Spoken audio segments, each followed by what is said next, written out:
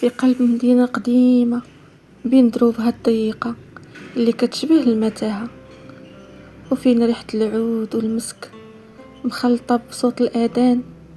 كانت كتعيش لاله زهرة. ما كانش مجرد مرأة عادية، كانت بركة كتمشى فوق الأرض، وجهها فيه نور كيخليك تغمض عينيك من الهيبة، وكلامها قليل ولكن ميزانه تقيل. وتعالوا معايا نسربوا خيوط الحكاية. كانت لاله زهرة معروفة بمولاة القنديل. كيقولوا باللي في كل ليلة الجمعة كيشعل قنديل في بيتها. كيقولوا في ليلة الجمعة كيشعل قنديل في بيتها الصغير اللي فوق السطح.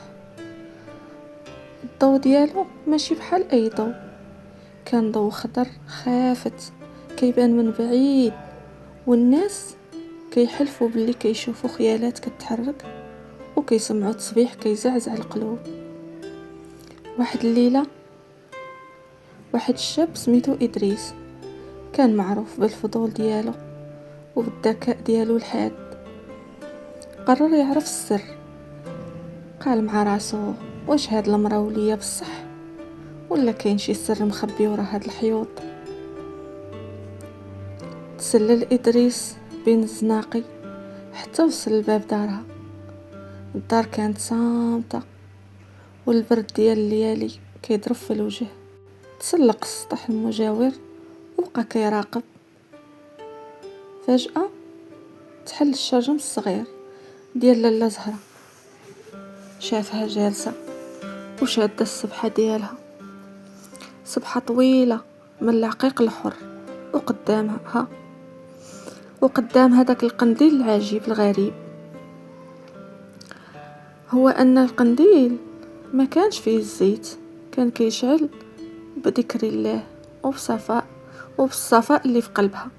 فجأة دورت لاله زهرة وجهها الجهة فين مخبي إدريس، وقالت بصوت هادئ كيرعد الجوارح، يا وليدي، اللي كيقلب على النور بعينيه كيغرق في المتاهة، واللي كيقلب عليه بقلبه كيوصل للراحة. دخل تشرب كاس داتاي مع امك زهرة وبرد الفضول ديالك.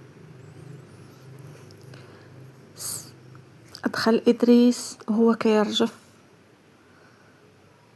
القلبيت بسيط بزاف، فيه غير حصيرة وخنشد الطحين وكتاب قديم.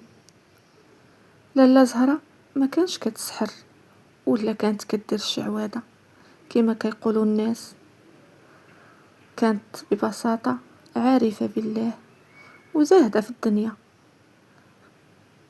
قالت ليه باللي النور اللي كيشوفوه الناس هو نور الرضا،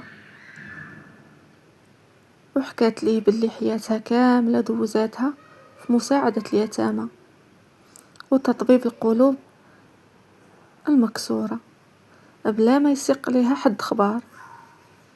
ملي خرج دريس من عندها ما خرج بالسر اللي كان كيقلب عليه باش يفضحها او باش يتشهر، خرج وهو مبدل.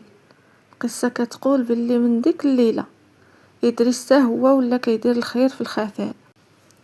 ماتت لاله زهرة وخلات من وراها الدار خاوية، ولكن العجيب هو أن داك الزنقة باقي ديما فيها ريحة الزهر.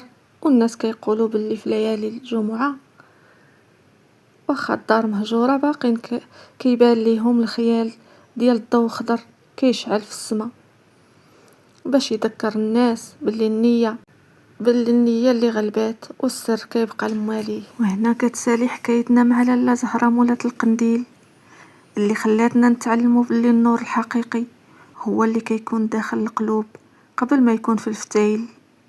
إلا عجبتكم هاد الحكاية وبغيتوني نعاود نجبد لكم خبايا وأسرار أخرى من دروبنا القديمة، قولوا لي واش كيعجبكم بحال هاد القصص في التعليقات.